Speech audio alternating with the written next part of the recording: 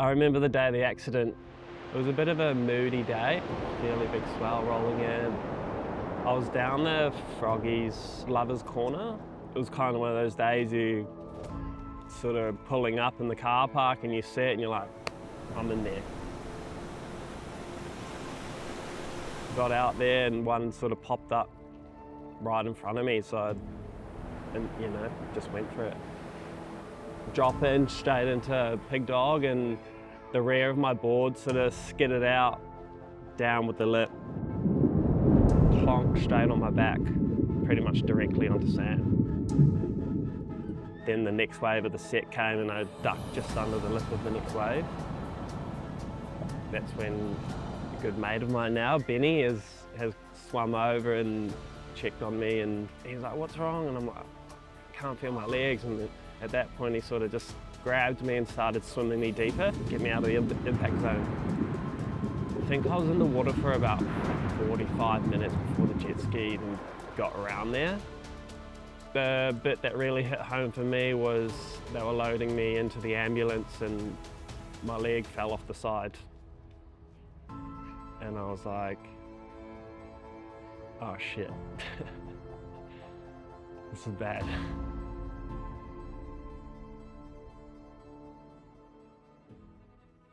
I briefly got to see Charlie for about 30 seconds and I didn't even really get to lay eyes on her. All I could hear was her comforting words. That was like quite reassuring for me.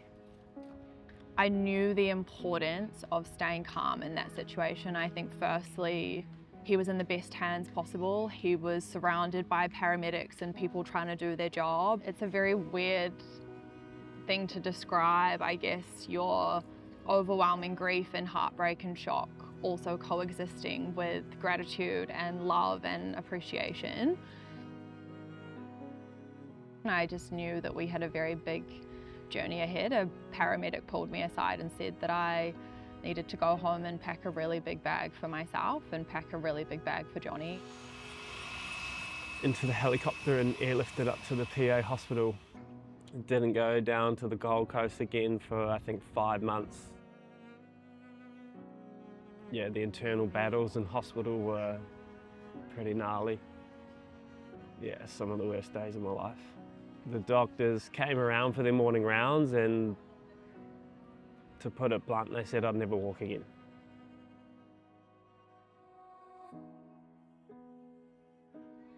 Very hard to hear, but we made the decision very early on that we're not gonna listen to the doctors and we're gonna make our own reality. I would describe Charlie as an angel. A living angel that has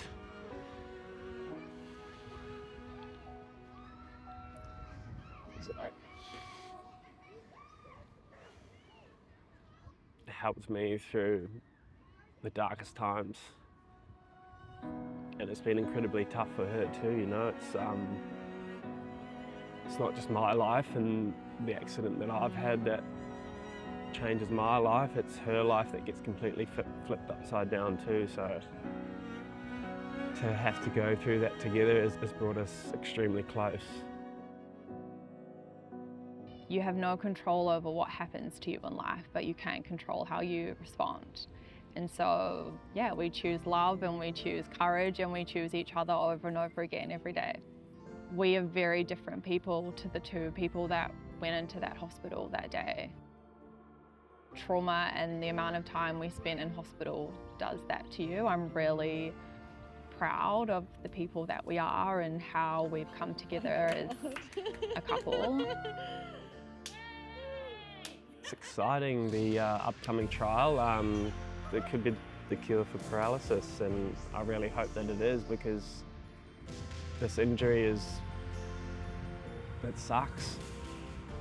You get to meet a lot of people in similar situations or worse situations, and it's just heartbreaking the amount of detriment it has to people. Cure would be absolutely life-changing. For him to do all the things that he loves, for him to have his independence back. We work towards, you know, we have a wedding to look forward to at some point, and dancing with each other at our wedding, just even day to day, standing up hugs, you know, dancing together in the kitchen, it would be absolutely life-changing.